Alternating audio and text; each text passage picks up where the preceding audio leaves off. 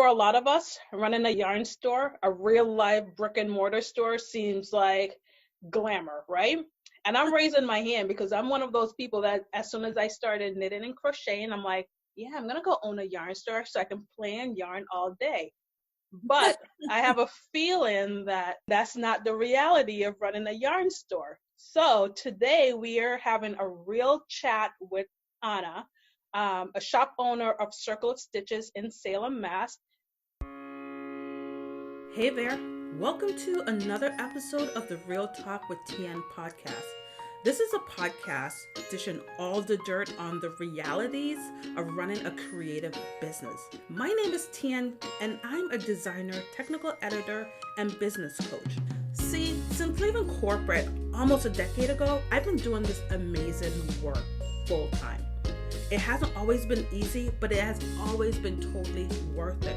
Over the years, I've had the amazing opportunities to work with hundreds of makers just like you and tons of big brands. This has given me a front row seat to what it takes to be successful as a creative business. With this podcast, I'm drawing back the curtains to share with you the behind the scenes of the realities of what it's really like, what it takes to run a successful and fulfilling creative business. Welcome to the conversation. Grab a cup of tea or your favorite beverage. It's time for some real talk. Hey, Ana. Hey, Tian. Thanks for having me. Thank you. But before you crush my dreams of owning a yarn store, before we get into your story, let's warm up with some swatch questions. And these are just 5 rapid fire questions just to get us warmed up to know your story. Okay? So the first question, if you were a yarn, what type of yarn would you be? Give me the weight, the color, the fiber content, whatever you want. Well, as a yarn dyer, that's a really, really hard question. But I know it's hard. I would have to say that I am a hand-dyed sock yarn. Okay. And, the color obviously depends on my mood since I dye them. Okay. And what's the fiber content? It would either have to be 75 or 80% merino and a bit of nylon for the durability. Sounds good. Okay, next question. What is your favorite size needle and hook to work with? I think a US 6 knitting needle is my favorite.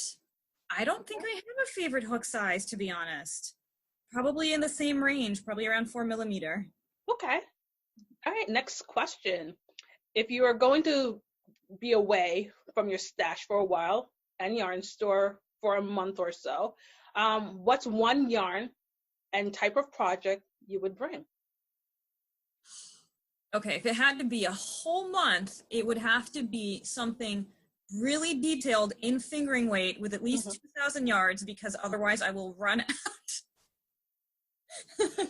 So when I came up with this question, I was thinking I could just rip it out and knit something else, right? But I'm a product knitter, so I want to have the end, Okay, that makes sense. That makes total sense. Okay, next question. What's in your project bag right now? Secret holiday gifts. Can't share with us any? So I just finished a pair of fingerless mittens with a cute fox design, and I can say that because my husband knows I was making them anyway. Oh, cool. I'm making a couple of sweaters for mugs, and we'll see how much more I can fit in before there. I definitely have a cowl that's still in process, and there's one project that's kind of big that I can't share. Okay. All right, and the last question, what book or books are on your nightstand right now? So right now, I'm actually trying to read a classic piece of Brazilian literature that I never read, and I'm trying to sort of reconnect with, more of my background. And it's called Macunaima, and it's sort of an iconic piece of Brazilian literature that follows this one character through a bunch of transformations. He's actually born in a native Brazilian tribe, and he goes through a series of physical transformations that sort of illustrate the multiculturalism of Brazil and whatnot. So, all right. So now that we've warmed up, we know a little bit about you, what you like to knit and crochet. Let's get into the real questions. So who are you and what do you do? Well, I'm Ana Campos, and I hand dye Toil and Trouble yarns, though honestly these days it's taken kind of a backseat to my yarn shop, which is Circle of Stitches in Salem, Mass. And I've been running that since February of 2015. And what are your pronouns? My pronouns are she and her. And what were you like as a kid? I mean, what did you want to do when you grow up? What did you imagine you would be when you grew up? I was a pretty serious kid. I've definitely always been a little bit of an old lady in a young body. And when I was a kid, I wanted to be an architect. Oh, wow. So what changed? I went to architecture school. No, I actually, I went to architecture school. I got my master's in architecture and I worked as an architect for a few years, and I would spend all my free time knitting and selling at craft fairs. And I sort of realized that that was making me happier than the architecture. So I guess knitting and designing would kind of be a little bit about architecture and like trying to figure out shapes and concepts like that, right? Or am I completely off? No, when I was doing my master's thesis in architecture, one of the things that they asked you to submit as part of your portfolio is, creative projects that you're working on outside of, work and school, because I was also working full time, and I actually did that piece of my thesis project on knitting and the structure of knitted fabric. Oh, wow. And sort of understanding how knitted fabric comes together. Which is why, one of my specialties is fixing mistakes in repair work, because I have that sort of 3D understanding of how knitted fabric comes together. Oh, interesting. It's just amazing how we all get here from different paths in our lives. You came from architecture, school, and master's, and I came from finance. And here we are all together hanging out, talking about, of all things, knitting. Right? But we have, numbers as a commonality, because in exactly. finance, you have to be good with numbers, and architecture, I have the math. So I guess that's where the design side comes in. Okay. So that was very interesting, learning about where you were before you started on this journey of owning your own yarn store. So how did you get started doing what you're doing now? How did this yarn store became this whole idea come together for you? Well, so, when I was still working as an architect, I was knitting in all my free time, and I had all these knitted things, so I started selling them at craft fairs. But honestly, that never went too well, because I realized that, my knowledge and my passion is in knitting. It's not in selling fashion, which is what you're doing when you're selling finished goods. Okay. So I realized that the people that I wanted to be talking to were other knitters. So then I started selling my patterns. And then I learned about hand-dyed yarns, which I didn't know about. And I actually, I used to do oil painting when I was younger. So when I realized, wait, I can paint on yarn, that's the best thing I've ever heard. So I started dyeing yarn. And after a while, I was selling the yarn at craft fairs and doing trunk shows, and I realized how much I loved doing that, and I got into teaching more. And I got to a place in my career in architecture where I just wasn't unhappy, and something had to change. And I happened to be driving around downtown Salem at one point, and there was an open storefront, and I called the management company, and I was like, maybe this can work. So wow. So you were just walking around the neighborhood and you saw this storefront and you were like, oh, I want to be a yarn store owner? Well, I always knew that I wanted to work for myself, Okay. And I had been selling my hand knit goods. That was sort of the beginning of running a business. And then I started selling my hand dyed yarn, and that was a beginning there too. But I had a realization that I could never hand dye enough yarn on my own to have that be sustainable as a way of life. And honestly, the idea of hiring people seemed terrifying, because, I can't predict demand. Mm-hmm. And I'd been getting very involved in my local knitting community and getting known as a teacher. And at one point in architecture school, they actually made me write a business plan for opening an architecture firm. Okay. So I'd been through that process before, and it was easy to kind of apply it to to a yarn shop. It actually came out of a sort of a conversation with my husband where, like, I knew that one day I wanted to have a yarn store, and we were talking at one point. I said, I could just open a shop probably within the next 6 months. And the more I thought about it, I realized that's kind of true. So give me some timelines. I mean, you were in architecture school at what time frame? And I was in architecture school from 2005 to 2009. Okay. And the whole time I was working full time. I was going to school at night. Okay. So it was in 2013 that I actually left architecture. And I did that to, teach knitting and sell hand-dyed yarn. I didn't have the store as a plan just yet. And, the store that was here before us got to a point where they weren't going to continue anymore. The owner didn't want to do that anymore. And I sort of realized that it was something that I was interested in. And what year was that you started the store? So I started planning the store. It was actually funny. I ran my retreat the first time and opened my store the same year, and that was kind of by accident. Okay. That's a lot on your plate in a year. Yeah, so it was early 2014 when someone told me that I should run a knitting retreat. And yeah, someone actually came up to me while I was teaching knitting and said, "You should run a retreat." And I said, "No, absolutely not, never." And she said, "No, you really need to do this." And I was like, "No, I don't want to." And she kept nagging me about it. And she said, "I go to a scrapbooking retreat in New Hampshire. I've been going every year for 10 years, and it's a great place, and you need to look them up."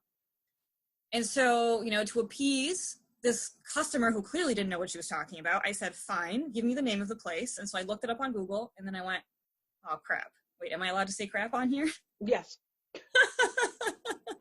We're PG, so crap is okay. And so I said, "This place actually looks kind of good." And so I called them. And then next thing I knew, I was driving up to New Hampshire 2 days later to look at the place. And a week later, I had crunched the numbers and reached out to teachers and was like, "All right, I guess I am running a retreat now." Wow. So you are such a quick start. Like, you come up with an idea and you're just like, "I'm going to do it," and just jump in. I am good at project management. I have realized that that's one of my skills.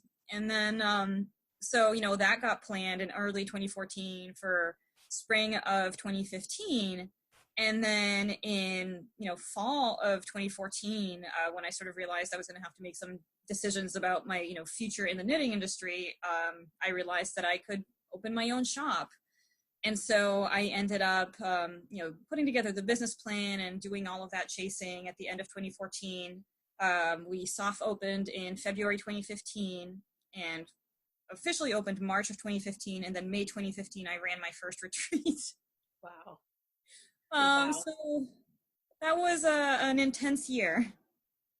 So tell me a little bit more about the retreat, like the name of it and what that's all about, and then we'll get back into more details about the store, because I'm really interested in this retreat. Well, I hope you are, because you're teaching next year, so. Yay, and thank you for inviting me. I'm so happy to have you. So it's called Lakeside Fiber Retreat. It's in East Madison, New Hampshire, at a really cute little retreat center by Purity Lake. And, we generally have between, 35 and 45 people. So it's not huge, but it's not tiny. And I try and do things beyond just knitting. So we've had bookbinding classes and basket weaving classes. We have dyeing classes. So just, things for people that are creative, but with, more of a fiber bent to it. And what's the time frame for your retreat? When will registration open? Things like that. Do you have that handy? Or I can just put it all in the show notes. Yeah, registration should be opening January. We have to figure out some more details on the back end. And the retreat is in May of 2019, and I will give you the exact dates for the show notes. 2020. 2020, you're right. Oh my goodness. Time flies. Yeah, I'm going to keep that up for a while. All right, so let's get back to the store. And when you first started, can you tell me what it was like? The first day you get the keys, you open the door, then what? I mean, are you like jumping for joy, doing cartwheels in this open space? What are we doing? So, this is where I guess when we talk a little bit about the part of business that people don't want to think about. People just want to think of like, oh, yarn stores, it's all happy and wonderful. Yeah, it is, but I've seen you with you know, I've seen you with boxes of yarn, and I'm like, oh, so we just get to dive in yarn like every week? Is that how it works? Please right. tell me that's how it is. I wish. So, the business reality of yarn shops is that a lot of them run in the red. They are not profitable. They are, they are sustained by partners who can afford to have a partner that doesn't make money.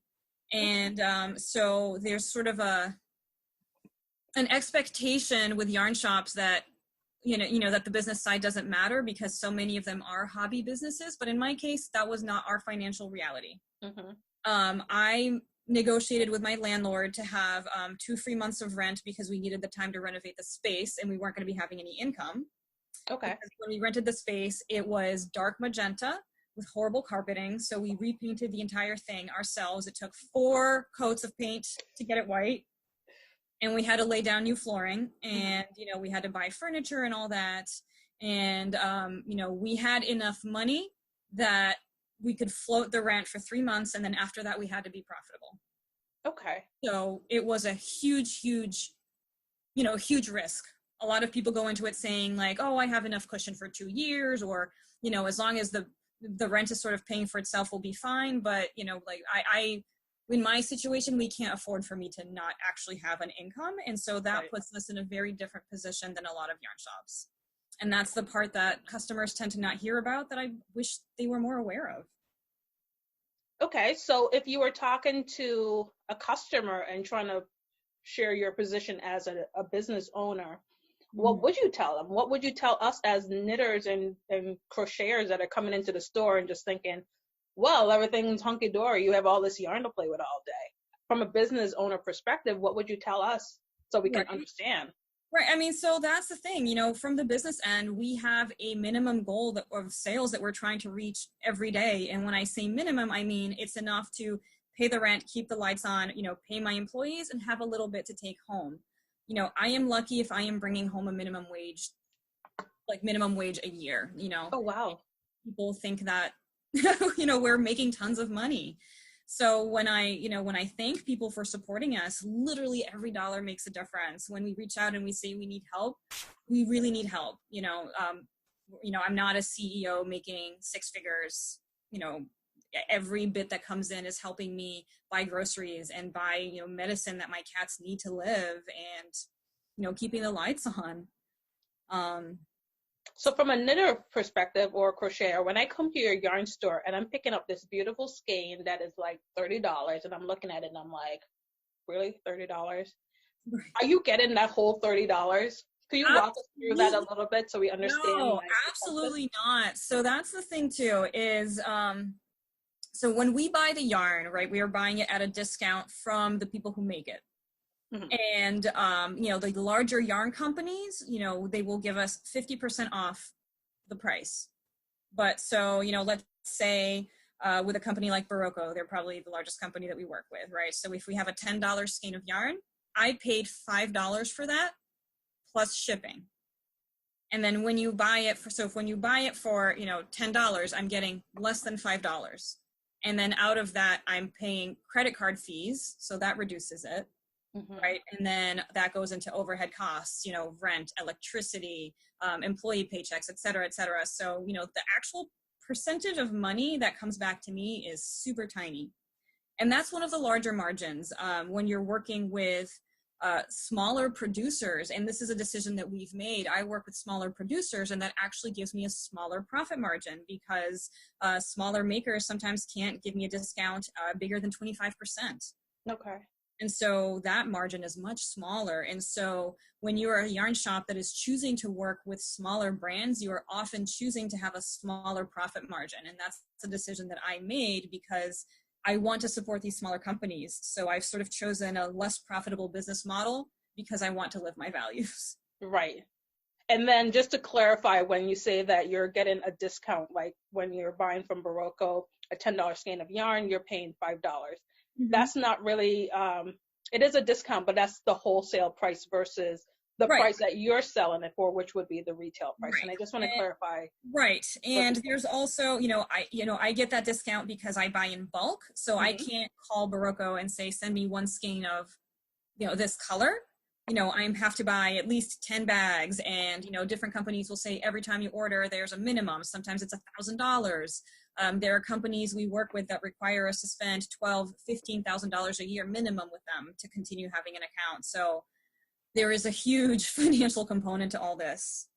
So you're saying that a lot of your inventory, it's just money that's tied up that you're just like, I have to spend this money to get the pricing on these products from these yarn companies. Yes. I have a friend who runs a different kind of shop. Actually, my friend Erica owns House Witch in Salem, which is really well known. And, we have a relationship where we're able to talk about business things. And, her business is much bigger than my business. But as far as physical inventory that she holds in the store, she has about half the dollar value of inventory in the store that I need to have to run a yarn shop. Because think about when you walk into a yarn shop, you expect to see a minimum amount of selection. And all of that is money up front that we've spent. Right. It's a huge investment. So it's important for us to all understand that you're not just buying all this yarn in every color on credit and then paying for it after. You have to put that cash up front. Right. And buy all these different colors. So when someone walk in and they're like, oh, you don't have this and you don't have this, it's like, well, there's a lot of cash up front that goes into making these buying decisions. Right. Yeah. I mean, we're trying, but, we have limitations in terms of space, but also in terms of, working capital. Right. And if you were a bigger yarn store, do you think maybe you would be able to get a bigger wholesale price versus the size that you are at just getting like 50% with Barocco or something like that? So with the bigger companies, the wholesale pricing is what it is. Like there's sort of no tier, and most of the companies that I work for don't have a tiered program. There are a couple of smaller independent companies where if you commit to buying more per year, they'll give you a bigger discount. Okay. But that's a risky game to say like, oh yes, I can definitely spend $15,000 a year with you. Like, I would love to say that I definitely can, but I don't know. Right. And so there's a lot of management that goes into the product that you're bringing in and what you think will sell in the store. Right. Versus just buying the things that you love personally. Right. And generally when we're buying, you're buying 6 months ahead. And so you're sort of projecting and hoping for sales. Right. I didn't even think of that. So there was one year that was really tough. It was 2016 election year. And we had ordered a bunch of stuff for the fall, and everyone was pretty depressed. And so our sales team had to call and cancel a ton of the orders that I'd placed with companies in the spring, because we had anticipated a certain number, based on the year before, and we couldn't have accounted for election depression. And so we had to slash purchases all over the place, which makes me feel bad, because, there's a ripple effect, in the fiber industry. If people aren't buying from me, I can't pay my bills and I can't buy from other makers. And so there's a ripple effect there. Right. Especially if they're also small business owners that are just, right, paycheck to paycheck. Right. And so I canceled the big companies and tried not to cancel the small ones, but it's hard. It's going to be a ripple effect for everyone, regardless of who you cancel from. Right. Okay. So that's interesting. We'll be back to the episode in literally 90 seconds. But first, a quick shout out to our sponsors. This episode of the Real Talk with Tian podcast is brought to you by possibly the most important training for crochet and knitwear designers and tech editors. Pattern Grading Made Easy, Learn to Grade Like a Pro, Self-Study. This course has helped hundreds of designers and tech editors learn the skills to level up and create patterns that are size inclusive. When we're talking about making designs bigger, it's not just about making the numbers larger. It's about the proportions and considerations of the bodies the designs will fit. I've been there, struggling to figure out pattern grading and how it all worked, figuring out the formula. With the years under my belt as a renowned designer and sought after tech editor, I'm sharing all I know so you can avoid all the trials and error and start creating patterns that are size inclusive. So if you don't want to be that designer, the ones who think adding more sizing to their sweater pattern is too hard and too expensive, they don't value all bodies, and God forbid, they'll be promoting obesity. Oh, clutching my pearls. If you're ready to create patterns that are focused on every body, Then join Pattern Grading Made Easy Self-Study and start grading like a pro. For more information, go to bit.ly/pattern self-study. Again, that's bit.ly/pattern self-study. Now let's get back to the show. So what else can you tell us about, so the first year, how would you summarize starting up a yarn store in the first year versus now that you're in it for going on 5 years? Well, I mean, I was lucky when I went into it because I had already been pretty immersed in my local knitting community. So I opened my doors knowing that I had support from day one. Okay. And that made a huge difference. And, but it was terrifying. I'm happy to say that as far as sales, we've only had one day since we've been open, one day where we made $0. Yikes, that has to have been scary. It was our first year, and it was in the middle of July, and it was like 94 degrees out, and I'm sitting in a store full of wool, and I'm like, what the heck am I doing with my life? What am I doing with my life? Oh my gosh. Yeah, and so that's when you sort of realize that you have to adapt your business to, your reality, your context. I live in Salem, Mass, and this has a specific character, and it resonates with a lot of my personal practices. And so that's when I started letting more of, my personality come into my shop. Yeah, so I've seen that you're doing a lot of more witchy stuff, which Salem is known for. Right. Was that an intentional decision to go witchy, or was it just something that just kind of happened and you just kind of went with it? So, I'm a practicing pagan, and I will be honest, once upon a time when I was much younger, I actually had a dream of opening a witch shop one day. So your dream is sort of coming to reality. Right. And witchy.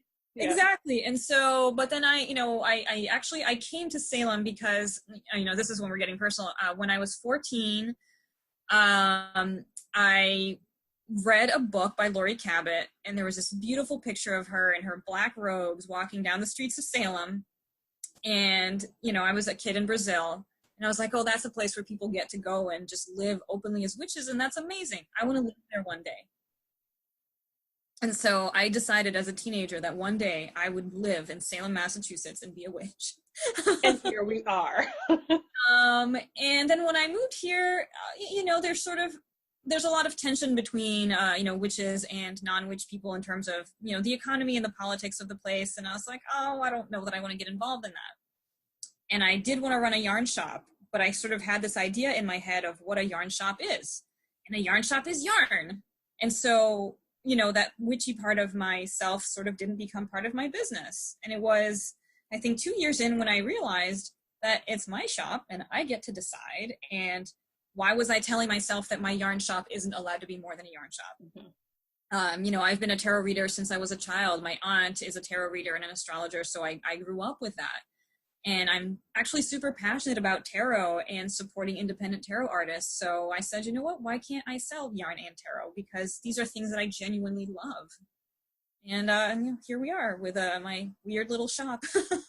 And that's an amazing lesson for all of us, regardless if we're talking about running a yarn store or just running a design business. Why can't we make it what we are passionate about, right? And that's so evident when I come to your store and there's just like tarot card stuff and there's like stones and it's like crystals, right? Those are crystal. Mm-hmm. And it's like, this is not like the other yarn stores I've been to. And I go there specifically for that feeling and that environment. So thank you for sharing a bit of yourself with us in your store. Oh, thank you. So we're headed into year 5 of your business. Mm-hmm. What lessons have you learned, or what can you teach us about running a yarn store and to be successful? What does success even mean to you? Well, honestly, success to me means that I can keep the store open, I can pay my employees, and I can, buy groceries for myself. I don't have grand aspirations. I just want to be able to, live within the reality that is capitalist society, which means we need money. And I want to be able to cover my basic needs for food, shelter, and healthcare. Hell yeah, let's not talk about healthcare, but Yeah, let's not. So, it's a pretty, I think humble goal as far as success. But the important lessons that I've learned is, you cannot make everybody happy. You will piss people off.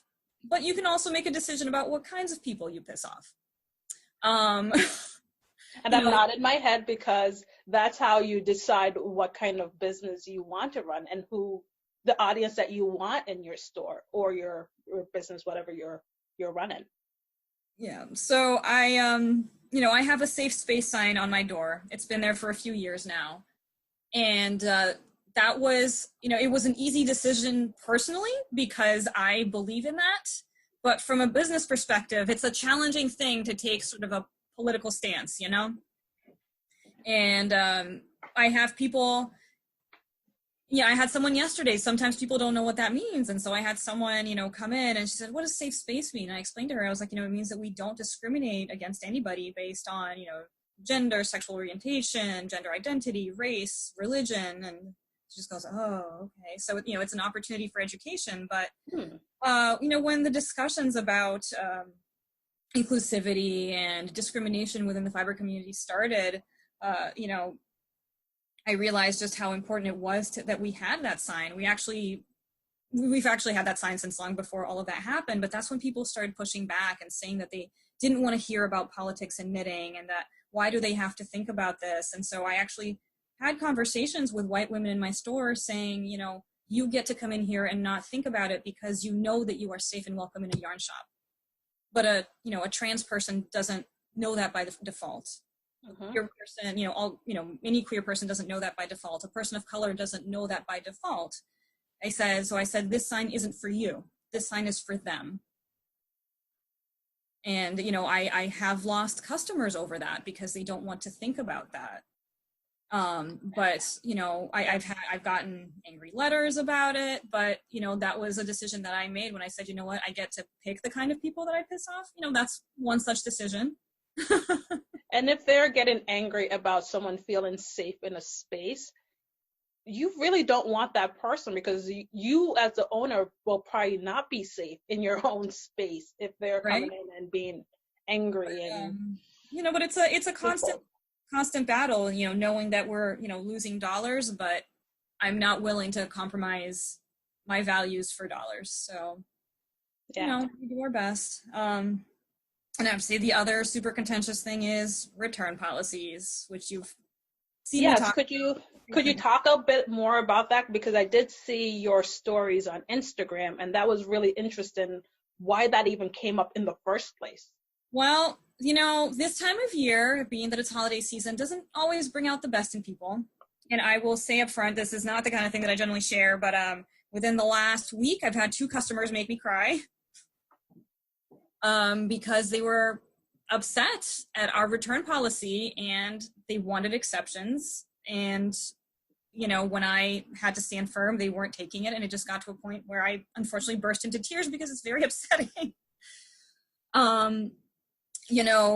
So our return policy is, unused yarn, if it was purchased full price within 30 days, it has to be intact. It can't look like it was beat up in a bag. It can't smell like cigarettes. It can't be covered in dirt because then I can't resell it. And it's within 30 days because, we have a budget. And if something sells and it's not back within 30 days, I assume it's not coming back and then I buy more of it. So then if I've bought more of it and then people are bringing back the stuff that I'd already sold, it creates an inventory problem and it creates a money problem. But there's also issues of, dye lots. If you bought something 6 months ago and you want to bring it back and it's one skein of a random dye lot, it's something that I'm probably never going to be able to sell. So all these things add up to losses for the business. And so it's difficult, and this is something that business owners need to know that, you do need to have your return policy and you need to understand what the reality of that policy is for your finances and how you handle it. Because, if we could afford to say, we'll take anything back anytime, even if it's been 2 years, I would do it. The return policy isn't there to be mean. It's there to protect the financial health of the business. And so, of course, people will come in and they'll want exceptions. And that's when I have to have really hard conversations because, when you come in as an individual, you think of yourself, I'm me and I'm special. Everyone thinks they're special. That's just a reality of being human, right? Of course. I'm a special snowflake in the situation, so it's hard to be told that you're not special. Like, that sucks to hear. But so, when I have 20 people coming to me saying, we all want an exception to your return policy. You know, and we only do store credit. We don't do cash refunds because here's the part that people don't know. With a lot of credit card processors, if you file a refund, so you pay a fee on the original transaction and then you pay a fee for the refund. So the customer gets 100% of their money back and we've paid 2 fees on top of it. So we actively lose money. Yeah. We actively lose money on returns. And so, you know, if I have 20 people in a month who want to bring stuff back and want money back and I give them all their money back, I'm going out of business.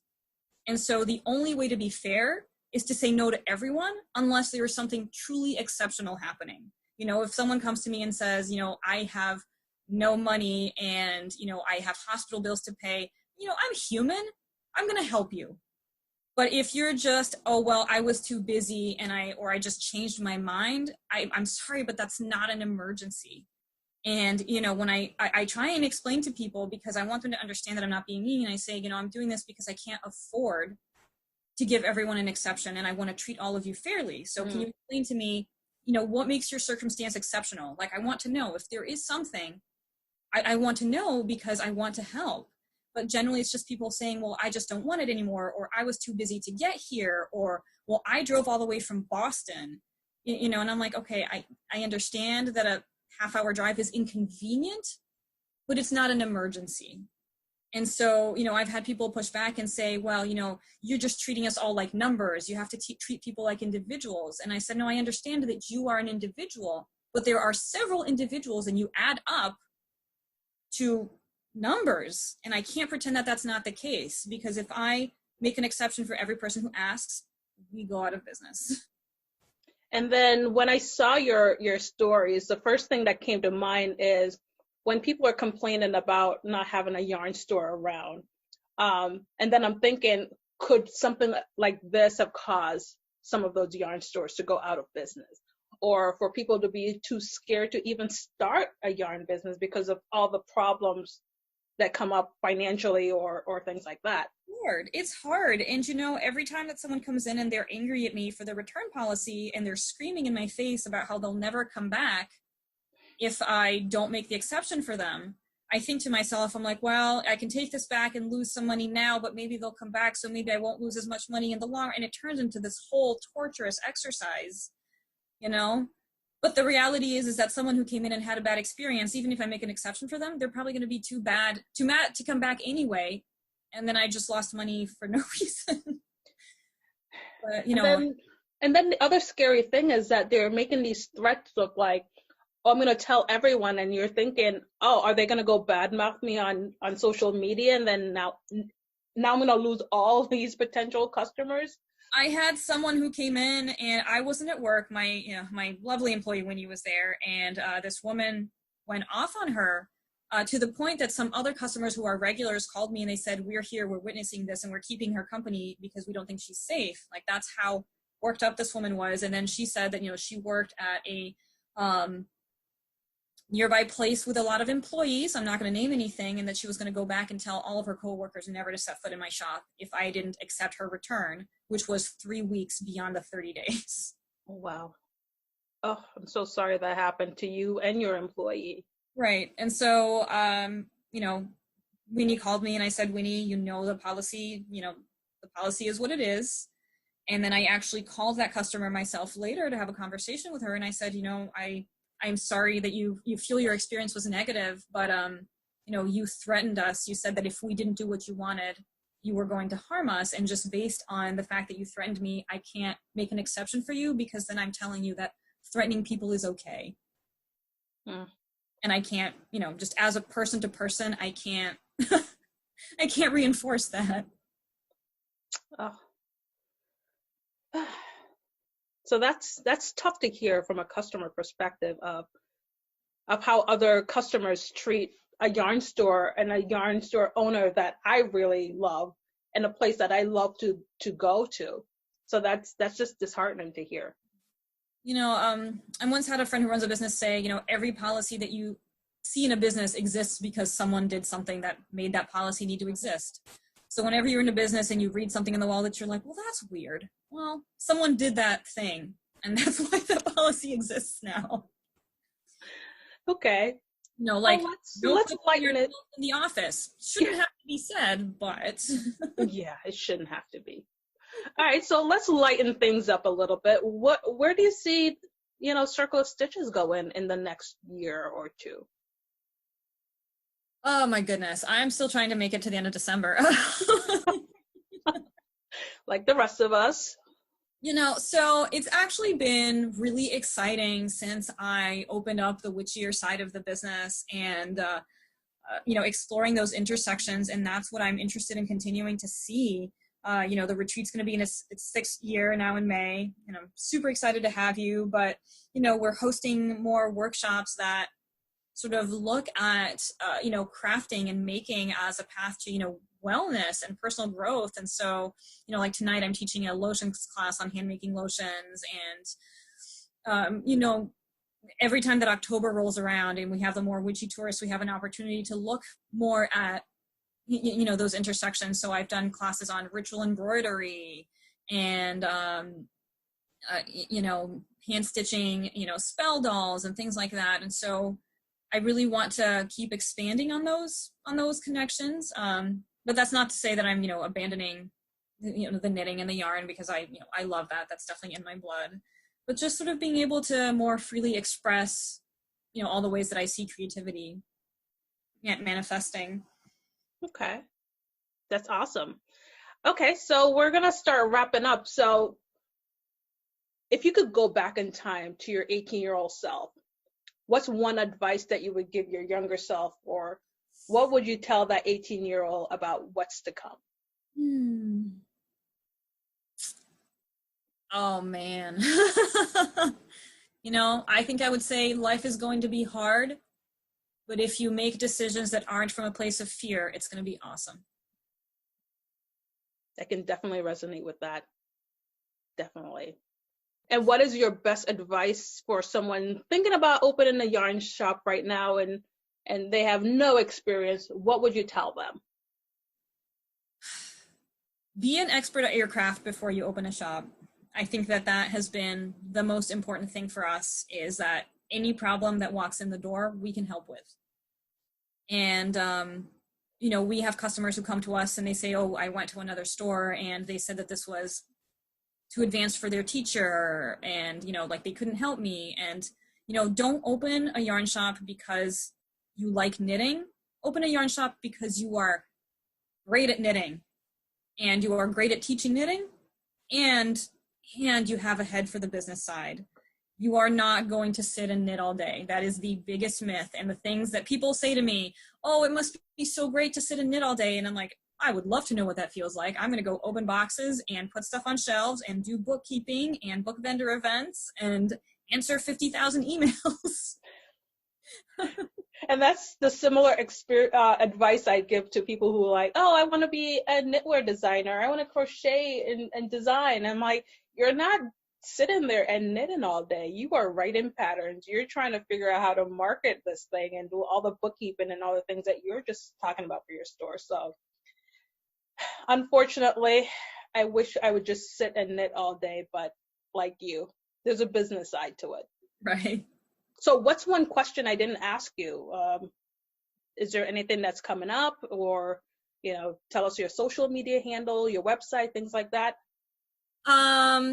Well, so registration for our Lakeside Fiber Retreat will be opening soon, and people should check it out and come hang out with both of us. And I do want folks to know that we also have Ash Alberg coming. They're a genderqueer teacher and designer from Canada. So we have some really awesome folks lined up. Ellen Mason's coming back. And Jessie Mixer, who makes amazing jewelry. So come join us.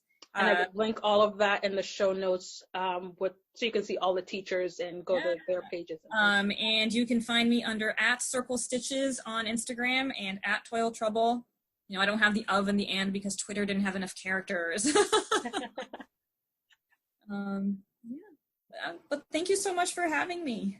Oh, this has been an amazing conversation. I thought we would just talk for 30 minutes, but that's okay. You provided so much amazing information, and I'm so glad that you're able to jump on and share your experience, your story with us.